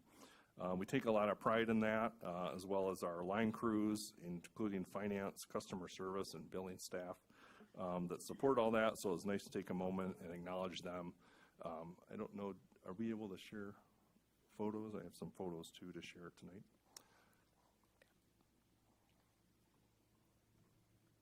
It's a little slow, so give it a minute. So along with that, we took a photo of our electric line crews in front of the new backyard machine that we received a couple weeks ago, and we're excited to see that and get that into action. Oh, there it is. Yeah, so there's our electric line crews, and if you want to just scroll to like the next picture. We've been going a little gangbusters with pictures today. We took pictures out in front of the new elevated tank too. So we'll get to that. Which picture would you like me to go to next? Maybe just scroll to the next page. Okay. The spinner, the orbit spinner? The map. Oh, okay. And Dana, that one we just scrolled away from, that was the new one that can replace power poles where we had the power pole went down in the backyard and the fire and the power was out for so long. Correct. Yep. That new, backyard machine lets us get into tight spaces. The entire machine can retract down to only being 36 inches wide to go through a gate or a tight space. And then once it's through that space, the treads can track out and they put down the leverage arms, and then we can use it to reach spaces where we can't even get a truck into for that. So also in the update, we have a couple dashboards that we refer folks to that really staff and the public has been using. This dashboard shown up here is our water service inventory dashboard. And so if a parcel shows green on that, we've fully verified that water service line. They won't get a letter when we send it out, but if it's gray or red, we still are missing some information or we have to replace that line. So that's linked to the Shasta website. It's also linked in the update here for folks if they're curious about what we know about their line. And then our interactive project map for projects around town is something that folks can click on and kind of see future projects coming up in the next year as well as current projects. So.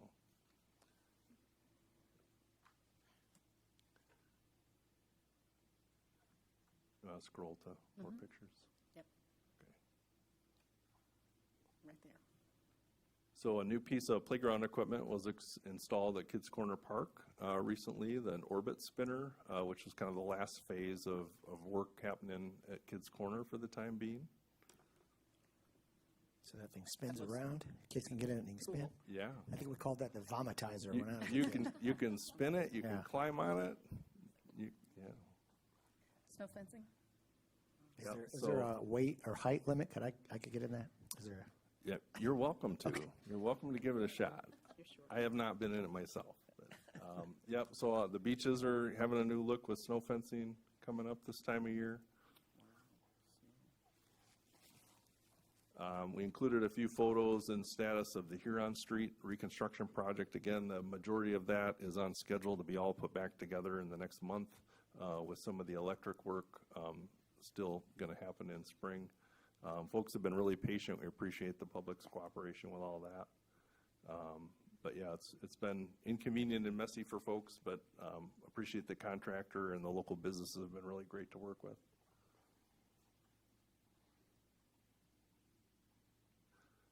We talked a little bit about setup of the ice rink. That's been happening, and we still have the next phases to set the walls up there.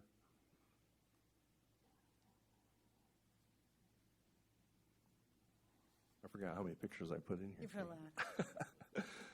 We're getting prepared to say goodbye to some of our seasonal workers. You've seen them around town doing a lot of fall cleanup, but they're looking forward to taking a well-deserved winter off.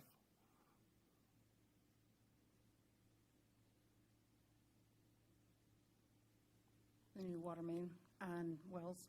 Yep, and so the next several pictures we included in the staff report were about all the various water main projects happening around town.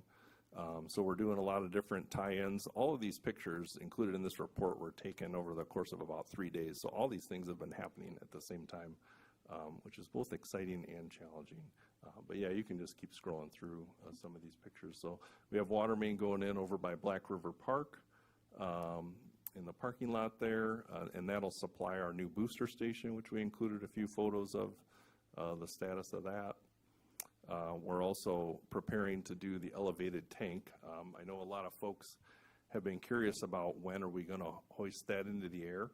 And so we did take some pictures in front of it today while it's still on the ground, but the last update I had was that the crew is going to come in Thursday, and their best estimate at this time is that Friday they're going to start hoisting that elevated tank into the air. So it's only going to be at grade level for a few more days, and we're going to prepare a press release, talk to the construction crews, check the weather, and when they confirm the actual day that they're going to do that, we'll let folks know in the community. It takes several hours for them to hoist the tank, but I know a lot of people have called asking, please let me know, I want to come watch it, I want to come see it. So we're trying to arrange some places that the public could watch that from. Certainly we'll have a small area at our Public Works facility and some parking there, and we'll arrange some things in the press release out to folks if they want to come watch that go up into place. So Thank you, Dana. yeah. Happy to take any questions. Mary? I just have to say, all I heard were wonderful things today about everything you are doing and your group is doing, so kudos. Appreciate it. Jeff? Dana, do you have Jones Street? Mr. Onson's here. He reached out to me and Wendy and Kate, and I'm not mad about anything, but he was just concerned is it going to get taken care of before winter?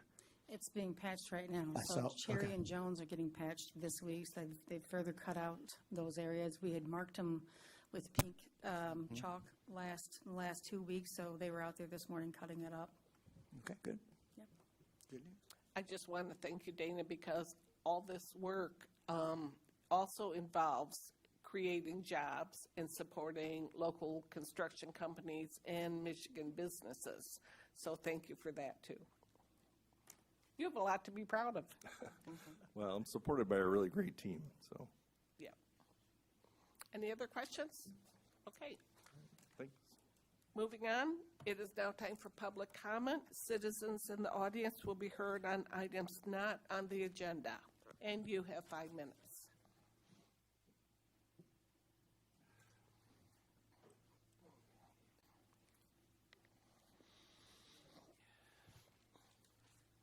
There we go. Ken Sprindley, 345 Bailey Avenue. Just if I may address the council and the audience simultaneously. Just a reminder, there is an election in 15 days.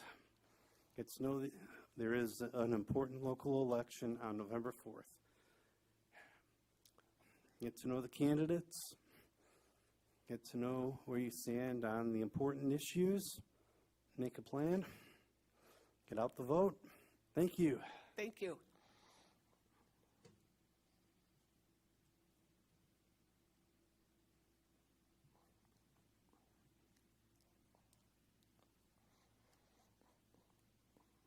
Dennis Lewis, 1439 Clark. I want to give my appreciation to all those that showed up Saturday for the No Kings rally. And I also want to say my appreciation to the Michigan Attorney General, Dana Nessel, who was also there and gave a speech. I'm sure she listened to this, so thank you, Dana. And lastly, I'd like to really give my appreciation to the police department. They provided, I think, several cars to keep us safe from anything that could have gone wrong. That's all I have to say. Thank you. Thank you.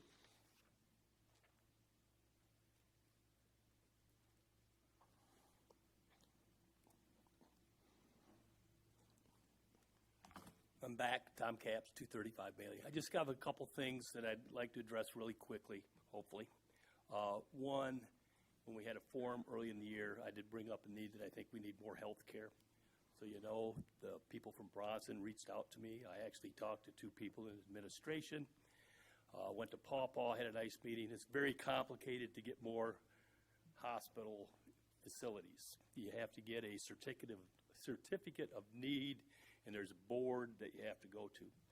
I think that the only way South Haven might get lucky enough to get more facilities, like an urgent care, is to put pressure on Bronson to request it. The administrator said they'd like to have more, but South Haven is kind of at the low end of the totem pole between Kalamazoo and Paw Paw, and then comes South Haven. The other ones make a lot more money, and that's at the top of their list. So it would be up to a council like this at some point, even if we have to go to a state legislator and maybe put pressure and see what we have to do to get the certificate of need and see if we can get something rolling on that aspect.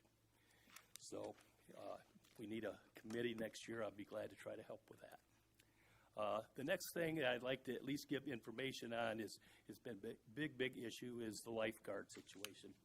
I've been out knocking on doors, and everyone that was there, I addressed them. I said, what do you think of the lifeguard issue? So I didn't lead them into a question or get an answer that I was trying to get.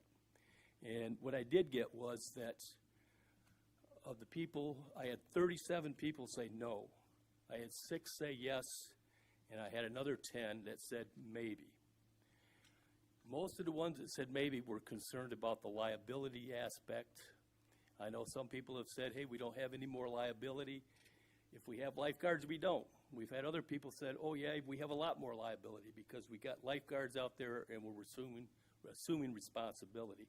So I think before we go with a lifeguard program, we need to make sure that we're covered in an aspect and also know that there's considerable number of people that think we've done plenty. We've got, life jackets, we've got throw rings, we got guys running up and down the beach in four-wheelers. We've done a lot to make it safe.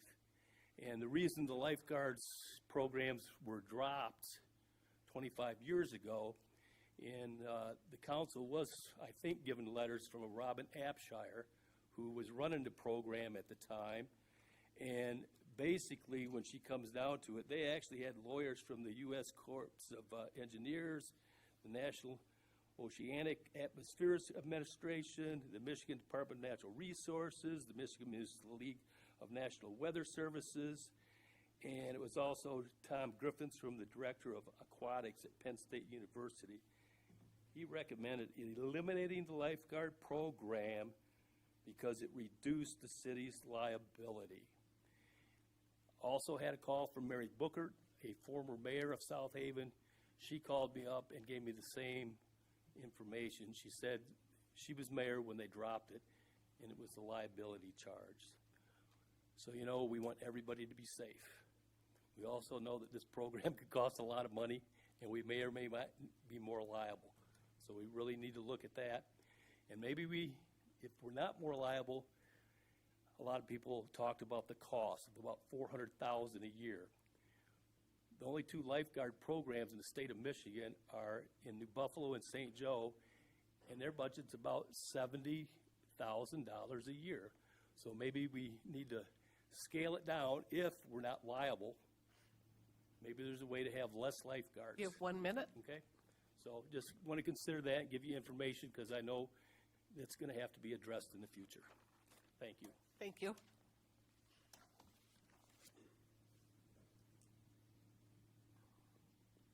Any more comments? Joe Wilkins, 811 Indiana Street. We're in a day of, technology. You like to think that's positive.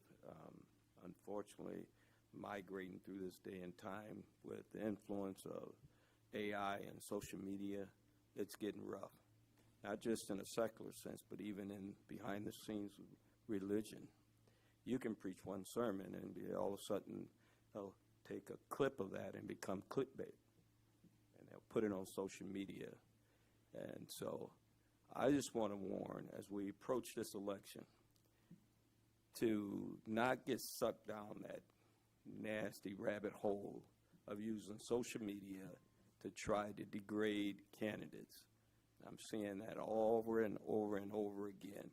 I totally respect what our city manager is doing and what our city attorney has done. But I think we did a little posturing tonight. I think Councilwoman Mahasley does a lot. She brings a lot to the table. And whoever your candidate might be, I still believe that we should take the high road of trying not to degrade one another because it's just not good for this city. And we're seeing it over and over again, especially with social media. There are ones here that have probably already took a clip of what we just saw tonight and will use it against one of our candidates. And so it's terrible. I'm seeing it even on a religious scene. Social media has become nasty. I don't like it, and you shouldn't like it because it does not represent who we are as a community, as a city. And so whoever you're backing as a candidate, please try to take the high road. That's all I'm asking the residents in this city to do. Take the high road, because when the election is over, we still have to live together, still have to serve and work and try to bring the best for this city. So keep that in mind. Okay? Thank you.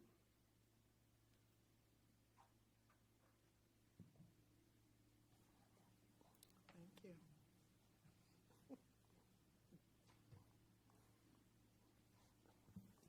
Lisa Croupiers, 561 Indiana. I had not planned on speaking in this section of the meeting, but I feel I have to speak to a couple of items that Mr. Capps said. And these are just the way that I understand these couple issues. Medical facilities. I know he's doing a lot of research on that. Medical facilities here are driven by population, not only by money. So the way that we are going to get the urgent care facility that we would like, this does not come, I mean, it could come from Bronson, I suppose, but it's a Lansing-driven decision, and it is, we have to increase our population in order to get these extended medical facilities and services.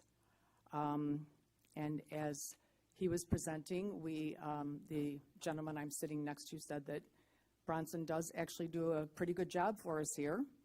And, but those facilities that that he is speaking about are driven by population. So brings us back to economic development and housing. So it's kind of a circular conversation, and we just need to get moving on these things that keep coming back around.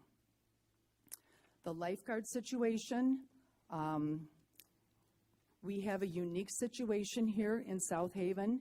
We have the Marty Jordan Beach Plan that was implemented. I believe it was back in 2013. That was part of a settlement with a family who Marty Jordan drowned here.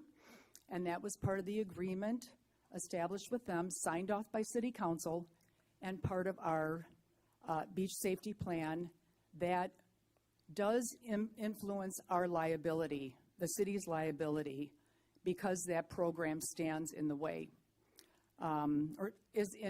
It doesn't stand in the way, it is in effect. And so lifeguards would give us a buffer for that. And I also would like to clarify that the previous mayor who spoke to him and said that the lifeguards were eliminated for liability reasons, that was true back in 2001, whenever it happened. But many, many, many things have changed. And if we remember, the USLA Open Water Certification is a whole different program than Red Cross Life Saving. So please, let's try to keep the facts straight here and make sure we have the right information.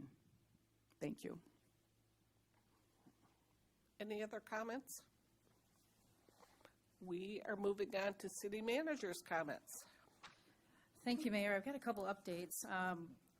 We are looking at having a workshop on 11/17 prior to our regular meeting to have the ad hoc workshop with the city council. So I wanted to put that in front of you all. I'll get you out a meeting invite so you'll be on your calendars.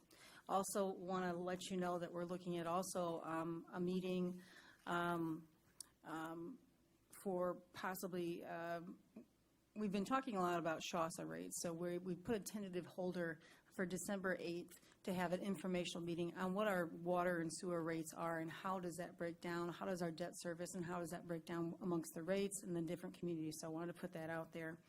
Also, we have been given notification that our CBDG application for the My Neighborhood program through MISTA, we've been given approval. So we are looking to do next steps the next couple days, as well as a grant agreement. So that'll be coming forward. On the other hand, we've also received some information that our EPA grant that we received for brownfield funding for testing, we've been kind of put on hold. We can still do some things, but if we need approvals, the EPA has been notified that their brownfield has been shut down with the federal shutdown. So that's not good news. We are looking for ice rink attendants, so if you know anybody who's looking for a part-time job or a seasonal job this winter, we are looking for ice rink attendants. We do have that flyer up on our city's website. Speaking of our website, Dana has been doing a fantastic job of getting us more pictures. We are trying to let the community know whenever we are having issues or if we're shutting down a road or anything like that, we're trying to upload the city's website for more information. So if you have anything that we are not covering, we can definitely get something out there. I do know that also for 11/17, we are planning to have the DHS crew and work group here to have the presentation and the report for City Council. The DHS report will be coming out this week for City Council to kind of adjust that. So you have a lot of time to take in. I think it's around a 65-page report, plus we'll have an appendix there for you also. So we've got some time to kind of intake that report. So we'll be planning on the 17th. Also, we'll be looking at, in December, having the city managers review. I know there's a couple steps we like to do with that, so I'll send out some updates on that. So those are my comments. Thank you. We have 5 minutes for questions. Quick one, the SHASA rate meeting on 12/8, that's us, the township, Geneva Town, so it's all the stakeholders. So That's gonna be a correct. So big we meeting, yeah. kind of set Okay. it for December 8th at 5 p.m., looking for the best venue because this may be something that might be well attended. We also want to make sure that we can record that for anyone to watch it if they're not able to attend. Letitia? I just had a quick question, Kate, and this probably isn't touching on anything that you just said, but could you give us an update on housing? Because I know there was like a little workshop today. And Yes. then before you answer, I do have something else too. Sure. Before I forget. I did notice that in the township there was a lot of land that was cleared recently. And so I was wondering, is that a housing project going up or? They have several PUDs and housing projects that they have approved. In fact, my plan is to have Michael come here and give a housing update at our next meeting, November 3rd. We do want to make sure that's a light agenda, knowing that we all have a busy day the next day. But we're looking at getting a lot more details as to where these housing PUDs and approvals have been done in the township, where people can expect to see land clearing as well as building, because they have a number of different areas that are going on. I think usually on 73rd or 73rd and a half Street are 2 that I know of right now. But we want to give some updates on that because they've approved quite a few projects. And as for today we had 2 meetings with Dwelling Place at the Emmanuel Church. Thank you, Resurrection Life. I was going to say Resurrection Life. Resurrection, right? Yes. So we had 2 meetings today. We plan on, not us, but Dwelling Place has been coordinating with us to an extent. They plan on having 2 other days of sessions, one in the noon time and then one 5 to 7. I think it's 5:30 to 7. We do have those details up on the city's website. We would love everyone to come out. This is, again, a gathering, and then, of course, temperature taking with Dwelling Place. They're looking for people to come out and give their impressions on the items. Thank you. Yep. Mary? Yeah, so the ad hoc meeting, what is that about? Because you said that's on 11/17 before the city council meeting, and also that's when Dwelling Place is having their 3rd session, and I know some city council members went to the afternoon session, so. Oh, well, I'm happy to find another date, but I was given direction by this body that I had to come up with a date in November for the ad hoc meeting, and that's the best date that I could find. So if we need to look at another date, I'm happy to do that, but may have to go into December because November is getting booked up. Ad hoc committee meeting? That's correct. That was the direction I was given. So it would just be the smaller group? I thought this was a meeting of the entire council. Okay. So if November's not going to work, I mean, is this body good with me looking Well, at dates into Does it have to be on the same day as a meeting? Again, I'm trying to maximize when we have the city attorney down here. I also know that your time is precious, and I know that many of you have either travel coming up or you're just not going to be available. So I try to find time when you're going to be here on these days because I know these are the dates. So if that date's not going to work, I'm happy to go back to the drawing board. Well, I guess, The dwelling place meetings are at noon and 5:30. Right. It's the same meeting, so you have two options every right, day. and I went to the morning or afternoon one, which was fine, but I think three of you went to the evening one, so if you guys can I think you guys are more impacted than I am. I don't mind. I think the 17 sounds good. If that's a conflict, just let me know on email and we'll see about another date. The 17th works for me. 17th at what time? 5 p.m. And I know, Joe, you're often traveling, so I'll wait to see what your schedule I is. see my appointment book. I Okay. don't have it with me. All right. So Okay. again, if that's a conflict, just let me know. We'll look for another date. Okay, thank you. Mayor and councilperson's comments. We'll start with Letitia. First, I want to say thank you to everyone who came out tonight, and thank you to Dana. That was very impressive. I usually don't listen, but I really did listen tonight. That was really good. And I wanted to say thank you to also to Bishop Wilkins. Those were some good comments. And the reason is that we all know, and we all see it. There is a lot of nastiness going on right now, not just here. It's everywhere, a lot of hate. And if we, as a community, can be a little bit more loving, I think it would help. And then also, Lisa, thank you for those comments. And again, I do want to say to Councilwoman Housley, you are very much appreciated for your expertise. And those are my comments. Thank you. George. Just wanted to pass on an email I got today that the Riverwoods property is now officially owned by the South Haven Area Recreational Authority. That's good news because recreation is a positive thing for this community, and I think that property being developed is going to be very beneficial and help bring more full-time residents to the area. That's it. Thank you. Joe. You've already talked about it. George just brought up Riverwoods. I'm on that committee, so it is great news. Dwelling place, we all talk about affordable housing and workforce housing, and they're in town today. They'll be in town twice more, 2 different meetings each day. I went to it today. The mayor was there, and it really is informative. And there's things like land trust that people should understand. That's how young people and first-time home buyers can buy a home, and they're offering it, and it's an incredible thing. I read in a paper, when I was growing up, I got married at 25. At 27, we lived 2 years in an apartment. We could buy a home. Today, the average first-time home buyer is 42 years old.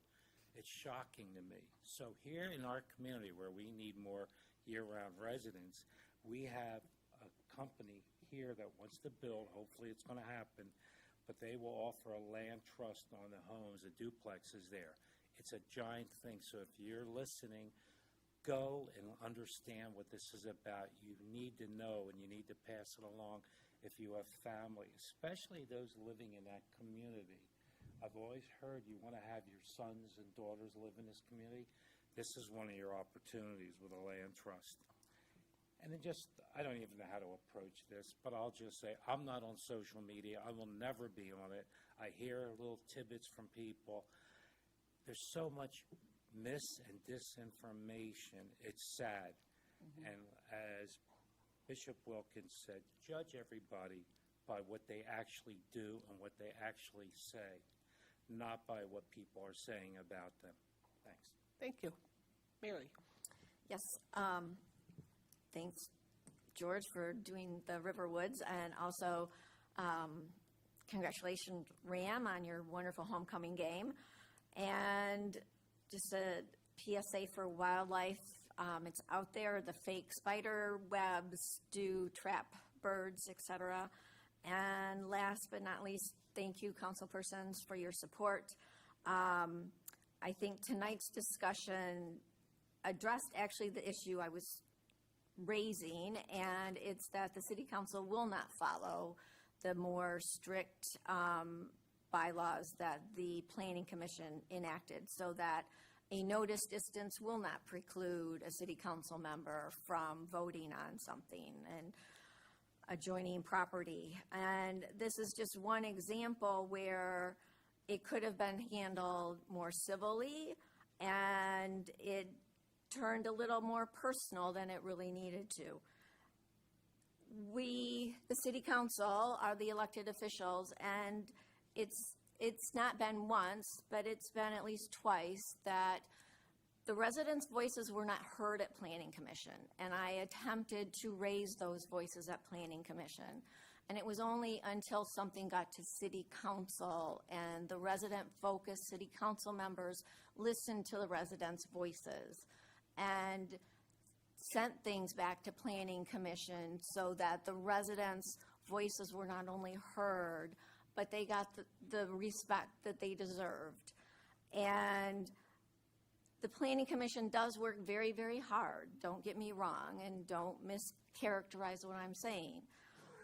But sometimes the concern of the residents do not get the vote of the majority of Planning Commission, but so far this year they have, for which I thank the city council members for supporting them and making sure that their concerns are properly addressed. And thank you for your support for letting me bring this matter for the conflict of interest. I think it is resolved, and I think as I started out, I am glad that the city council members here tonight do believe that the distance notice should not conflict us. So that is good. Thank you. Jeff. Lot to the process. First of all, with the Lions plan, I should have invoked the 2-minute comment rule and get us out of here quicker. But now we've had such a good, robust conversation. All right, good. That's good to hear. My positive thanks to Bishop Wilkins and Councilperson Wilkins for letting us use Resurrection Life. Did I say it right? Yep. Let us use your house of worship for the meeting. Hope it went well. But then this is why I'm so jumbled. Bishop Wilkins talked about civility, and Councilperson Wilkins talked about civility, and so did Councilperson Reeser. But then, and it got me thinking about emails that we see, from council people to staff about, they just jump to conclusions. And so, Kate, I guess my question is, like, they assume the worst before they have all the facts. Those emails I find disheartening. I'm just worried about the work environment amongst the city staff. Is that negatively affected by those There's been some judgments? facts. Yes, there have been some facts. And I think that if we can take some of the comments that we've been talking about tonight of assuming positive intent, of assuming that, we're all one community, regardless of whatever shakes out, we still have to work with each other. I think that can really forestall any kind of concerns there. But it would be helpful if we all kind of assume that we're all here to serve, we're all here on the same team. Right, our staff's job is here to make sure that council's will is being done, and that too, we're here to also make you look good and that you're getting your stuff done. So if we can assume positive intent, if we can assume that we are all the same team and we need to uplift and help our team members, I think that would be very helpful. Better environment. And like Bishop Wilkins said, ignore the junk on social media. That's always good advice. Those are my comments. Today was a very busy day. The unveiling of the water tower and the mural was a great event. So this was really a shining day for DPW. So thank you, Dana. The big news is that the 2026 USA Triathlon Multi-Sport Championship Festival is headed to South Haven on May 13th through the 17th, 2026. So it's a 4-day event. Last year, the event was held in Omaha, and it brought 1,300 athletes. So this is going to be a great event for South Haven. The final thing is, I heard Don Bemis speak recently, And he was talking about how a vote may go, and he was thinking about how he was going to vote, and he said, I don't remember what the zoning board has, but he said the vote may be 4-3, and I may be with the 3, but majority rules. So I thought, I love that wisdom from Don Bemis. I've known him for decades, so that really made me think about that. So thank you, everyone, and if there's no further business, we're adjourned.